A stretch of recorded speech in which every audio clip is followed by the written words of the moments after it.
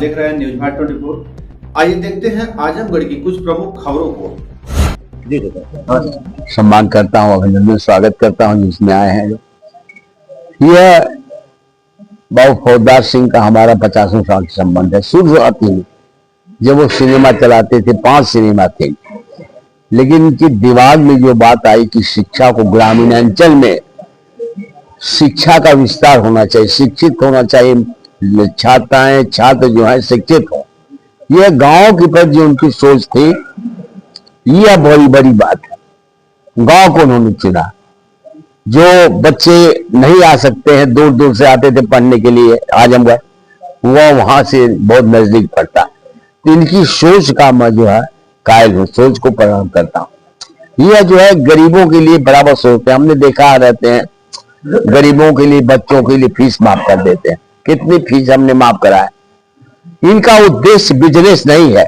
आजकल के जो कमर्शियल स्कूल है, कमर्शियल की पॉइंट ऑफ व्यू से है, पैसे कमाने के लिए इनका उद्देश्य नहीं। इनका शिक्षा का विस्तार, बच्चे छात्र छात्राएं शिक्षित हों, गरीबों का जो है बराबर ख्याल करते हैं, पत्रकारों का ख्याल करते हैं। इन्होंने कई कवि सम्मेलन कराया, साहित्यिक बड़े बड़े कवि सम्मेलन। आज भी इस कार्यक्रम हमारे संयोजकत्व में रात में उसी दिन 8 बजे कवि सम्मेलन होगा, बहुत विराट कवि सम्मेलन होगा। यह कविता की भी प्रेमी है। तो मैं यही कहना चाहता हूं कि आज इनकी सोच जो है, इनकी सोच का मैं जो है स्वागत करता हूं। जो कल्पना नहीं कर सकता था वो इन्होंने शिक्षा का विस्तार किया, आज भी सोचते हैं। ये हमारे बहुत ही ऐसे करीबी हैं जो कहा नहीं सकता। मेरा अब सबसे बड़ी चीज है जो इनके साथ रहा है, चाहे मिस्त्री हो, चाहे मकान बनाने वाला हो, चाहे ईंट देने वाला हो, चाहे जमीन देने वाला हो, चाहे जो इनका कुछ सहयोगी रहा, सचमुच उसका सम्मान कर रहे हैं। ये कौन सोचता है? यहाँ सूरज हंसेगा, आंसुओं को कौन देखेगा, चमकती धूप होगी, जुगनुओं को कौन देखेगा, फलों की बागवानी में तो बारिश की दुआ होगी, गुजरते खूबसूरत बादलों को कौन देखेगा। यह है इनकी सोच। कौन सोच रहा है बताइए? विद्यालय में कौन सोच रहा है? तो यही इनका उद्देश्य है कि हमारे लोग जो शिक्षित हों और जो है बढ़ करके जो है आगे हम विद्यालय को और बढ़ाएं। और यह जो है इनकी कल्पना है। आज जो है मैं इनके व्यक्तित्व का बहुत कायल हूं। वैसे एक बार पुनः सभी का स्वागत। रजत जयंती मनाई जानी है, इसको लेकर के तैयारी की जा रही है, कैसा लग रहा है आप लोगों को? रजत जयंती विद्यालय खुलने के 25 साल के बाद मनाई जाती है। इसका मुख्य उद्देश्य होता है कि जो हमने 25 साल में शिक्षण प्रशिक्षण किया है, हमने कुछ अच्छाइयां क्या है, कमियां क्या है, क्या हम सही रास्ते पे चल रहे हैं, कहीं रास्ते से हम भटक तो नहीं रहे हैं, हमारे शिक्षा की गुणवत्ता सही है या नहीं है, ये सब समीक्षा करने के लिए हम लोग रजत जयंती मनाते हैं। हमारे पुराने लोग जितने सहयोगी हैं उन्हें हम सम्मान करें, उन्हें याद करें, उनके प्रति सम्मान व्यक्त करें। और यह रजत जयंती इसमें हमारे यहाँ कई कुलपति आ रहे हैं, सम्मानित कुलपति आ रहे हैं, तो निश्चित रूप से एक सारस्वत समारोह है।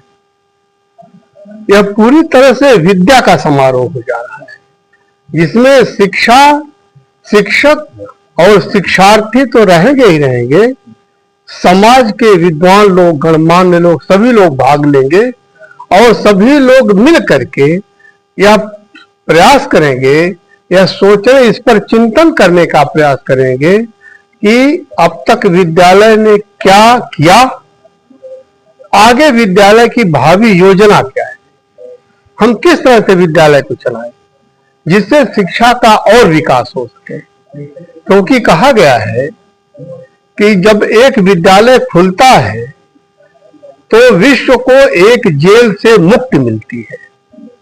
हम उस दिशा में सार्थक प्रयास करते हैं। प्रबंधक जी का पूरे मनोयोग से सहयोग करने का प्रयास कर रहे हैं और इनके अपेक्षाओं के अनुरूप शिक्षा को आगे बढ़ाने का प्रयास कर रहे हैं। धन्यवाद।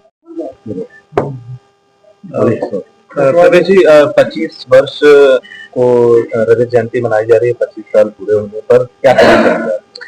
सबसे बड़ी बात है प्रबंधक जी को हम ग्रामवासियों की तरफ से विशेष आभार कि इन्होंने अतीत को याद किया, और जो व्यक्ति अतीत को याद रखता है भविष्य के साथ साथ वर्तमान भी उसके साथ रहता है। तो इन्होंने प्रत्यक्ष या अप्रत्यक्ष रूप से जिसने सहयोग किया सबका सम्मान करने के लिए आपने निमंत्रित किया, सबको सम्मानित करने के लिए आपने निमंत्रित किया है।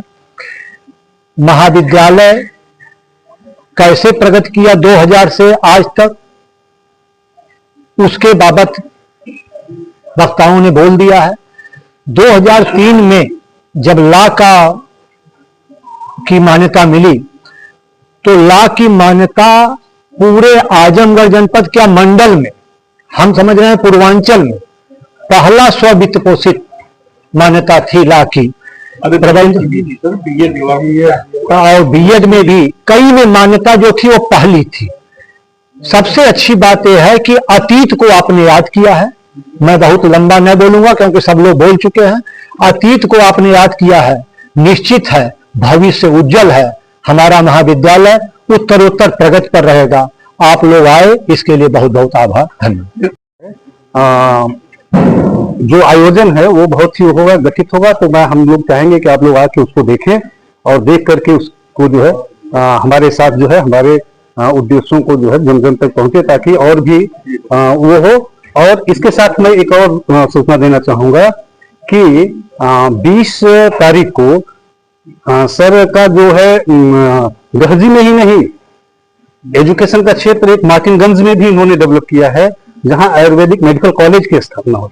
वहां भी एक कार्यक्रम 20 को होगा, जिसमें प्रदेश के जो है मंत्रीगण, सरकार के लोग, प्रमुख लोग भाग लेंगे। और वहां भी इस तरह का कार्यक्रम है और वहां भी हम लोग जो है कर रहे हैं। तो थोड़ा सा आप देखेंगे तो संबल मिलेगा इन्हीं शब्दों के साथ। Thank you.